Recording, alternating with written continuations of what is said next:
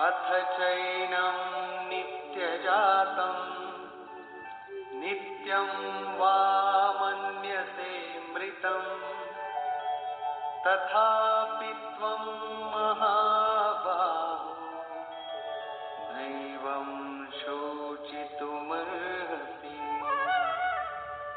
यदि तू इसे सदैव जन्मने वाला और सदा मरने वाला माने तब भी तुझे शोक नहीं करना चाहिए, क्योंकि जातस्य हि ध्रुवो मृत्युः ध्रुवं जन्म मृतस्य च तस्मादपरिहार्येऽर्थे न त्वं शोचितुमर्हसि। ऐसा मान लेने पर भी जन्मने वाले की निश्चित मृत्यु और मरने वाले का निश्चित जन्म सिद्ध होता है, इसलिए भी तू बिना उपाय वाले इस विषय में शोक करने लायक नहीं है। जिसका कोई इलाज नहीं, उसके लिए शोक करना एक अन्य दुख को आमंत्रित करना है। अव्यक्तादीनि भूतानि व्यक्तमध्यानि भारत अव्यक्तनिधनान्येव तत्र का परिदेवना। अर्जुन, संपूर्ण प्राणी जन्म से पहले बिना शरीर वाले और मरने के बाद भी बिना शरीर वाले हैं। जन्म के पूर्व और पश्चात भी दिखाई नहीं पड़ते, केवल जन्म मृत्यु के बीच में ही शरीर धारण किए हुए दिखाई देते हैं। अतः इस परिवर्तन के लिए व्यर्थ की चिंता क्यों करते हो? इस आत्मा को देखता कौन है? इस पर कहते हैं, आश्चर्यवत् पश्यति कश्चिदेनम् आश्चर्यवत् वदति तथैव चान्यः आश्चर्यवच्चैनमन्यः शृणोति श्रुत्वाप्येनं वेद न चैव कश्चित्। पहले श्री कृष्ण ने कहा था कि इस आत्मा को तत्वदर्शियों ने देखा है। अब तत्व दर्शन की दुर्लभता पर प्रकाश डालते हैं कि कोई विरला महापुरुष ही इस आत्मा को आश्चर्य की तरह देखता है, सुनता नहीं प्रत्यक्ष देखता है। और वैसे ही दूसरा कोई महापुरुष ही आश्चर्य की तरह इसके तत्व को कहता है। जिसने देखा है वही यथार्थ कह सकता है। दूसरा कोई विरला साधक इसे आश्चर्य की भांति सुनता है। सब सुनते भी नहीं, क्योंकि ये अधिकारी के लिए ही है। हे अर्जुन, कोई कोई तो सुनकर भी इस आत्मा को नहीं जान पाते, क्योंकि साधन पार नहीं लगता। आप लाख ज्ञान की बातें सुने, समझें, बाल की खाल निकाल कर समझें, लालायित भी रहे, किंतु मोह बड़ा प्रबल है। थोड़ी देर बाद ही आप अपनी सांसारिक व्यवस्थाओं में लिप्त मिलेंगे। अंत में श्री कृष्ण निर्णय देते हैं, देहि नित्यमवध्योऽयं देहे सर्वस्य भारत तस्मात् सर्वाणि भूतानि न त्वं शोचितुमर्हसि। अर्जुन, ये आत्मा सबके शरीर में सदैव अवध्य है, अकाट्य है। इसलिए संपूर्ण भूत प्राणियों के लिए तो शोक करने योग्य नहीं है। आत्मा ही सनातन है। इस तथ्य का प्रतिपादन करके, इसका प्रभुता सहित वर्णन करके ये प्रश्न यही पूरा हो जाता है।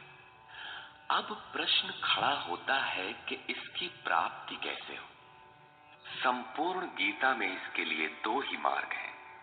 पहला निष्काम कर्म योग और दूसरा ज्ञान योग। दोनों मार्गों में किया जाने वाला कर्म एक ही है। उस कर्म की अनिवार्यता पर बल देते हुए योगेश्वर श्री कृष्ण ज्ञान योग के विषय में कहते हैं, स्वधर्ममपि चावेक्ष न विकम्पितुमर्हसि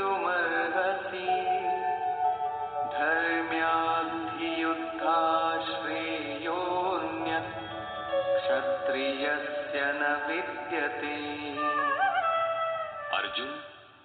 स्वधर्म देखकर भी तू भय करने योग्य नहीं है, क्योंकि धर्म संयुक्त युद्ध से बढ़कर अन्य कोई परम कल्याणकारी मार्ग क्षत्रिय के लिए नहीं है। अभी तक तो आत्मा शाश्वत है, आत्मा सनातन है, वही एकमात्र धर्म है कहा गया है। अब ये स्वधर्म कैसा? धर्म तो एकमात्र आत्मा ही है, वो तो अचल स्थिर है, तो धर्माचरण क्या? किंतु इस आत्म पथ में प्रवृत्त होने की क्षमता हर व्यक्ति की अलग अलग होती है। स्वभाव से उत्पन्न इस क्षमता को स्वधर्म कहा गया है। इसी एक सनातन आत्मिक पथ पर चलने वाले साधकों को महापुरुष ने स्वभाव से उनकी क्षमता के अनुसार 4 श्रेणियों में बांटा: शूद्र, वैश्य, क्षत्रिय और ब्राह्मण। साधना की प्रारंभिक अवस्था में प्रत्येक साधक शूद्र अर्थात अल्पज्ञ होता है। घंटों भजन में बैठने पर वो 10 मिनट भी अपने पक्ष में नहीं पाता, वो प्रकृति के माया जाल को काट नहीं पाता। इस अवस्था में महापुरुष की सेवा से उसके स्वभाव में सद्गुण आते हैं, वो वैश्य श्रेणी का साधक बन जाता है। आत्मिक संपत्ति ही स्थिर संपत्ति है, इसका वो शनैः शनैः संग्रह और गोपालन अर्थात इंद्रियों की सुरक्षा करने में सक्षम हो जाता है। काम, क्रोध इत्यादि से इंद्रियों की हिंसा होती है तथा विवेक, वैराग्य से इनकी सुरक्षा होती है, किंतु प्रकृति को निर्बीज करने की क्षमता उसमें नहीं होती। क्रमशः उन्नति करते करते साधक के अंतःकरण में तीनों गुणों को काटने की क्षमता अर्थात क्षत्रियत्व आ जाता है। इसी स्तर पर प्रकृति और उसके विकारों को नाश करने की क्षमता आ जाती है। इसलिए युद्ध यहीं से आरंभ होता है। क्रमशः साधन करके साधक ब्राह्मणत्व की श्रेणी में बदल जाता है। इस समय मन का शमन, इंद्रियों का दमन, धारावाही चिंतन, सरलता, अनुभव, ज्ञान इत्यादि लक्षण साधक में स्वाभाविक प्रवाहित होते हैं। इन्हीं के अनुष्ठान से चलकर क्रमशः वो ब्रह्म में प्रवेश पा जाता है, जहां वो ब्राह्मण भी नहीं रह जाता। विदेह राजा जनक की सभा में महर्षि याज्ञवल्क्य ने चाक्रायण, उशस्ति, कहोल, आरुणि, उद्यालक और गार्गी के प्रश्नों का समाधान करते हुए बताया कि आत्म साक्षात्कार का पूर्णतया संपादन करने वाला ही ब्राह्मण होता है। ये आत्मा ही लोक परलोक और समस्त प्राणियों को भीतर से नियमित करता है। सूर्य, चंद्रमा, पृथ्वी, जल, वायु, अग्नि, तारागण, अंतरिक्ष, आकाश एवं प्रत्येक क्षण इस आत्मा के ही प्रशासन में है।